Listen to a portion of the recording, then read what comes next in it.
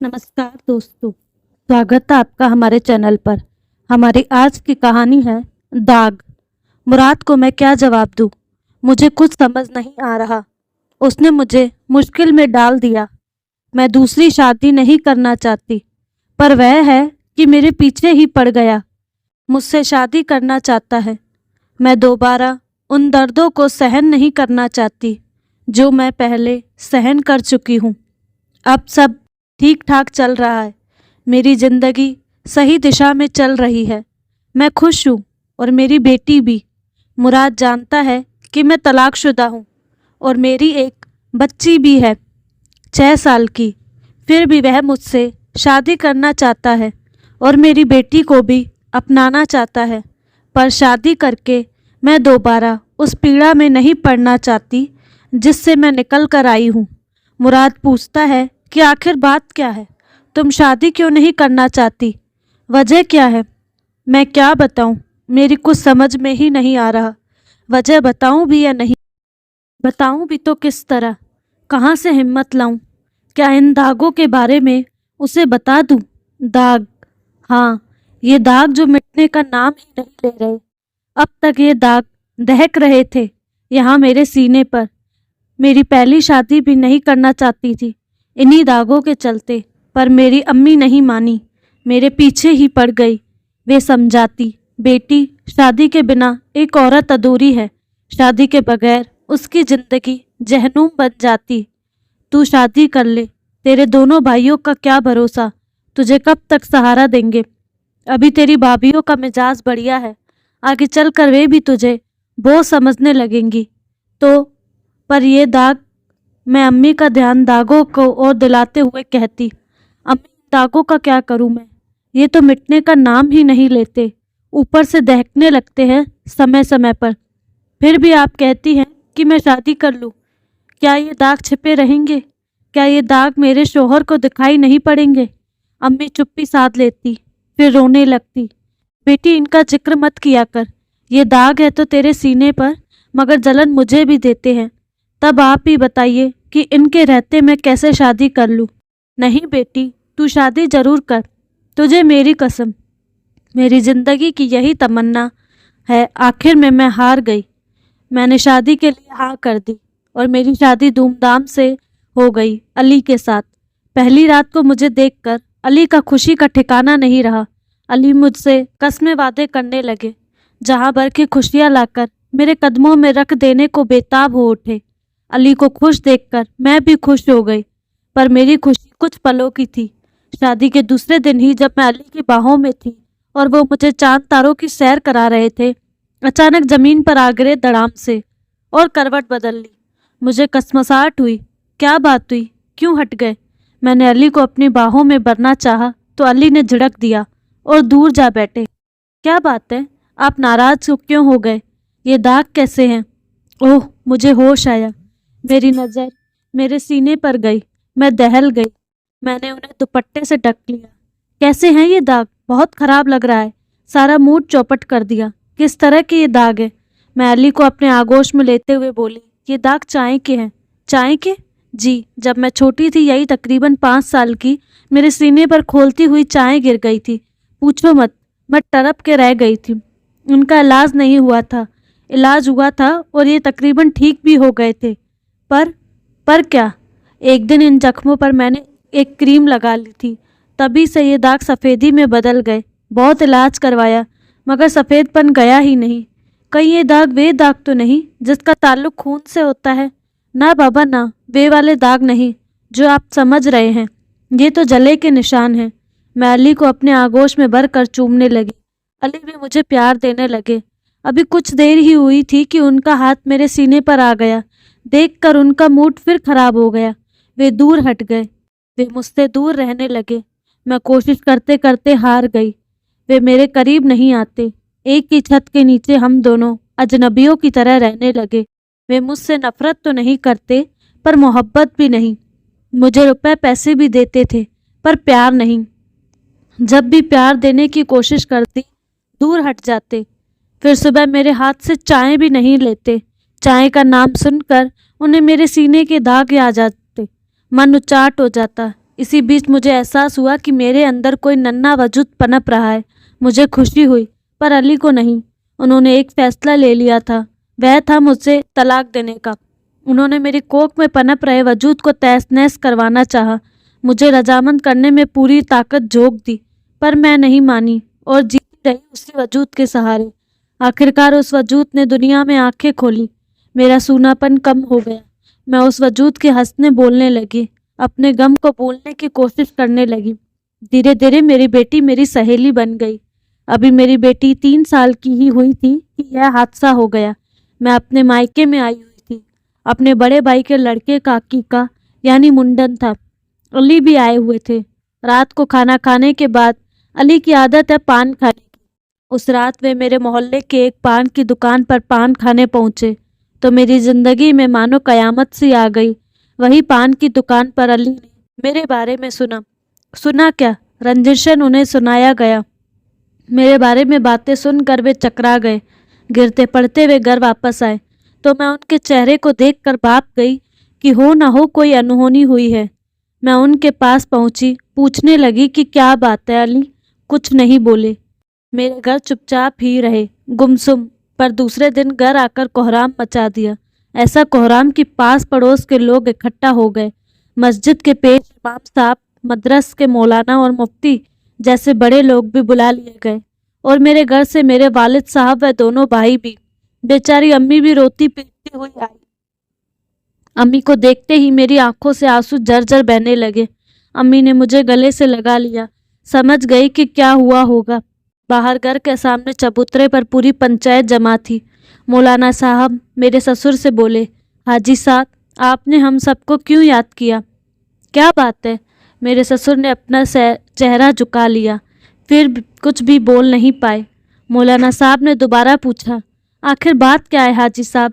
मेरे ससुर ने अपना चेहरा धीरे से ऊपर उठाया और अली की ओर संकेत किया, इसी से पूछिए, पंचायत इसने बुलाई है, मैंने नहीं। अब मौलाना साहब ने अली से पूछा, अली बेटा बात क्या है, क्यों जहमत दी हम लोगों को? अली बड़े अदब से खड़े हुए और बोले, मौलाना साहब मेरे साथ धोखा हुआ है, मुझसे झूठ बोला गया। मस्जिद के पेश इमाम साहब बोले, बेटा किसने तुम्हें धोखा दिया, किसने तुमसे झूठ बोला? अली तैश में बोले, मेरी बीवी ने मुझसे झूठ बोला और धोखा दिया। मेरे ससुराल वालों ने भी। मुफ्ती साहब बोले, अली बेटा तुम्हारी बीवी ने तुमसे क्या झूठ बोला? ससुराल वालों ने तुम्हें कैसे धोखा दिया? हजरत यह बात आप मुझसे नहीं मेरी बीवी से पूछिए। पूरी महफिल में सन्नाटा पसर गया। मेरे अब्बू अम्मी और भाइयों के ही नहीं, मेरे ससुर का भी चेहरा शर्म से झुक गया। मेरी अम्मी तड़प उठी, पर्दे के पीछे खड़ी मैं सिसक पड़ी। मुफ्ती साहब बोले, बताओ बेटी क्या बात है? मैं जोर जोर से रोने लगी। मेरी आंखों से आंसुओं का सैलाब उमड़ पड़ा, होठ थरथराने लगे, जिस्म कांप उठा। मुझसे बोला ही नहीं गया, बोलती भी तो क्या। अली ही खड़े हुए और तैश में बोले, हजरत यह क्या बोलेगी, बोलने के लायक ही नहीं है यह। सिर्फ यही नहीं, इसके घर वाले भी। मेरी अम्मी का रोना और बढ़ गया। मेरे अब्बू भी फपक पड़े। भाइयों का गुस्सा आया, उनकी मुट्ठियां बिछ गई, पर अब्बू ने उन्हें चुप रहने का संकेत दिया। और मैं सोच रही थी कि यह धरती फट जाए और मैं उसमें समा जाऊं, पर ऐसा होना नामुमकिन था। पेश इमाम साहब बोले, बात क्या है, मुझे बात भी तो पता चले। मेरी बीवी के सीने पर दाग है, उजले उजले चर्बी जैसी दिखाई पड़ती है। नज़र पड़ते ही मुझे घिन आती है।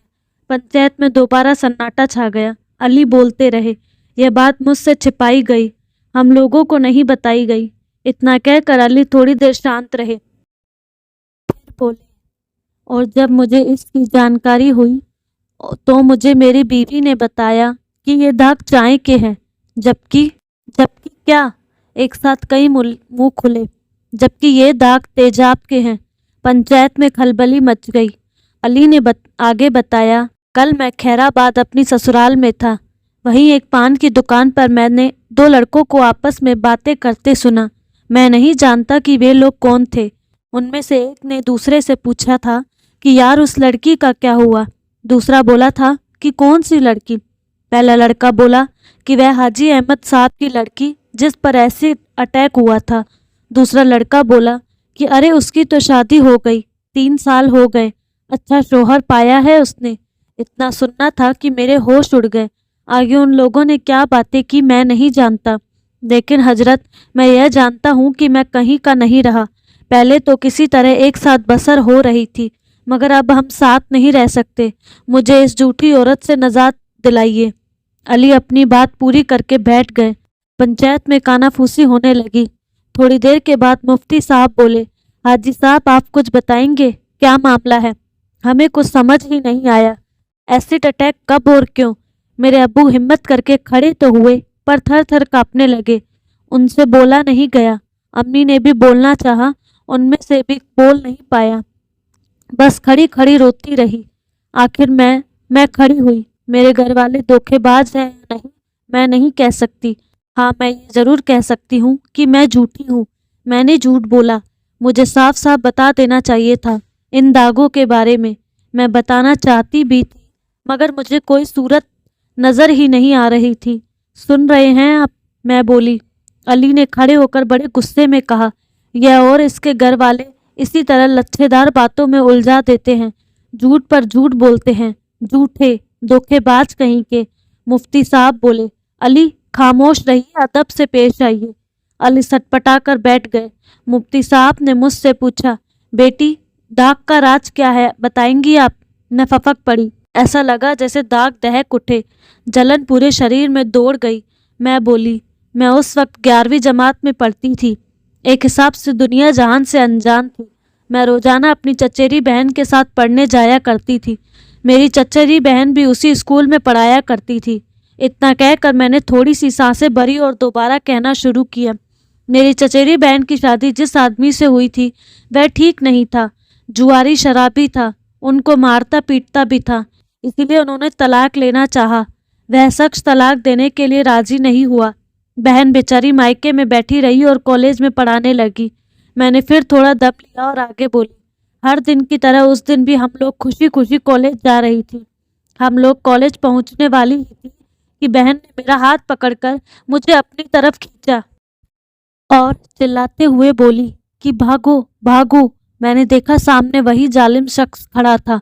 वह पहले भी एक दो बार बहन के सामने आ चुका था, उनका रास्ता रोक चुका था, उन्हें जबरदस्ती अपने घर ले जाना चाहा। हमने सोचा कि वह आज भी वही हरकत करेगा, सो हम दौड़ पड़ी। बहन आगे आगे दौड़ रही थी और मैं उनके पीछे पीछे। मुझे पीछे छोड़ता हुआ वह शख्स बहन के पास तक पहुंच गया। उसने एक हाथ से बहन का नकाब खींच लिया। बहन को ठोकर लग गई। वे वहीं सड़क पर गिर पड़ी। उस जालिम ने झोले से तेजाब की बोतल निकाली और उसका ढक्कन खोलकर एक झटके से उनके चेहरे पर उड़ेल दी। मैं भी तब तक उनके करीब पहुंच चुकी थी। तेजाब के छींटे मेरे चेहरे पर तो नहीं पड़े, हाँ मेरे सीने पर जरूर आ पड़े। मेरा सीना झुलस उठा। मैं गश खाकर गिर पड़ी। जब मुझे होश आया तो मैं अस्पताल में थी। मैंने बहन के बारे में पूछा तो पता चला कि उनकी मौत तो अस्पताल पहुंचते ही हो गई थी। मेरी दुख भरी कहानी सुनकर पूरी पंचायत में खामोशी छा गई। अजब तरह की खामोशी। 90% लोग की हमदर्दी मेरे साथ थी, पर फैसला मेरे हक में ना रहा। फैसला रहा अली के हक में। मेरे घर वालों ने सच्चाई छुपाने और मेरे झूठ बोलने की वजह से मेरा तलाक हो गया। मैं अपने घर वालों के साथ मायके चली गई। अली ने बच्ची को लेने में कोई दिलचस्पी नहीं दिखाई। यह मेरे लिए अच्छी बात हुई।